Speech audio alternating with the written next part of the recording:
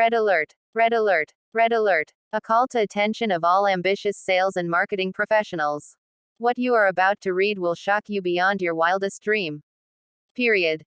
Don't believe. Just continue reading and you will agree with me 120%.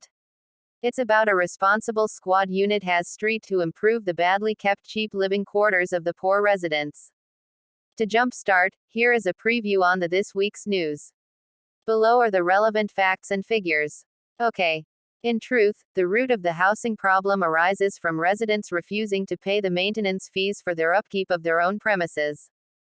To mitigate the problem, the joint management bodies JMB and a management corporations MC has set aside more than $500,000 ringgit for repairs and improvements of the flats and etc. Also, they mooted the idea of collecting maintenance charges and sinking fund contributions from dwellers. However, the maintenance fees collected are not enough to meet all of the damages and repairs of broken facilities. That said, we shall examine more closely on the topic of low-cost flats bad situations. Shall we? Thanks. Here's goes. Breaking news. Task force to assist poorly maintained low-cost flats. More than 120 affordable housing projects are not being properly maintained, according to Johor Housing Development Corporation (PKPJ). Johor Housing and Local Government Committee Chairman Datuk Mohd Jafni MD Shakur said the main problem at these units were that residents neglected to pay the maintenance fees. He added that PKPJ would be setting up a task force next year to look into the problems faced by the joint management bodies JMB, or management corporations MC. The task force will be led by me and PKPJ General Manager Dadan Paduka Suhailazan Sulaiman. Currently, we are collecting the data needed on all 120 projects.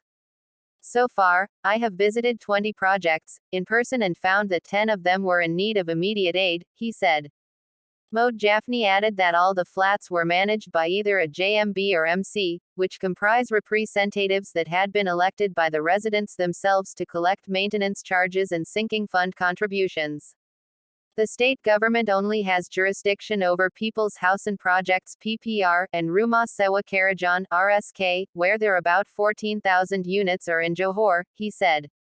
Citing an example, Mohd Jafni shared that Johor had recently allocated Rm 600,000 to fix a damaged road at Pangsapuri Sri Panglima Bukit Saujana in Johor Bahru. The roads involved are located along the 5 blocks of Pangsapuri Sri Panglima, namely Block Sri Bendahara A and B, and Block Pahlawan A, B, and C. Johor Menteri Besar Datuk An Hafiz Ghazi visited the place recently and allocated Rm 600,000 for road upgrades at the flats, he said.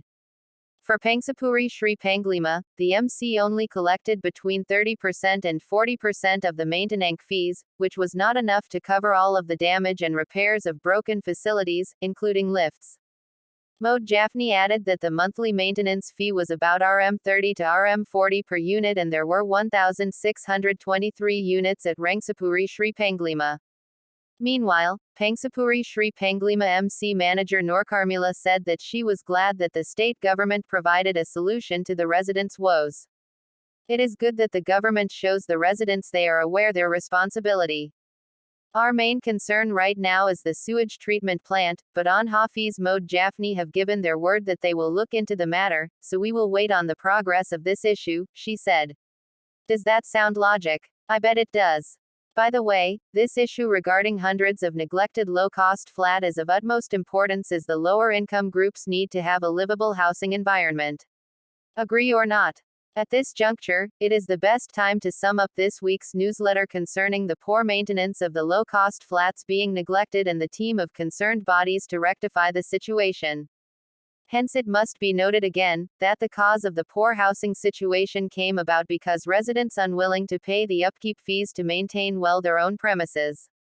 If you remember, steps has been taken to lessen the housing problems by the joint management bodies JMB and a management corporations MC.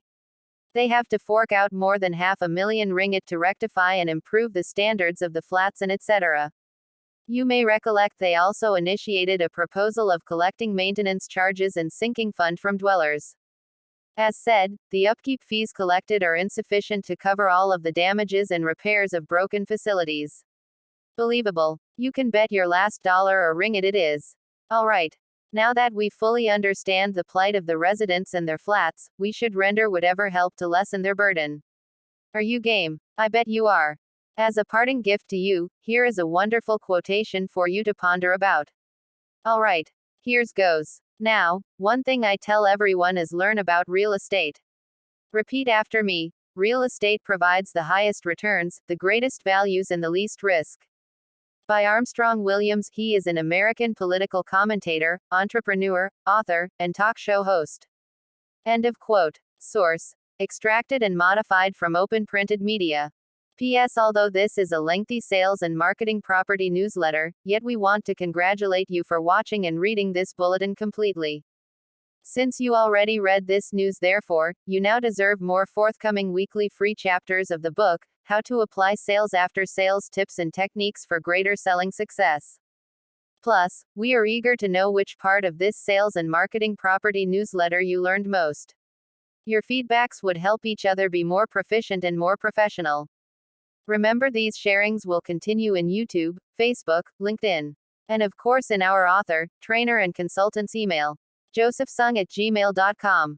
Upon request. Alright. Thank you. We hope to meet you again next week. Goodbye and best wishes. From me, yours truly, Madam Sophia, the virtual presenter to CTM Joseph, the 28th of November 2022.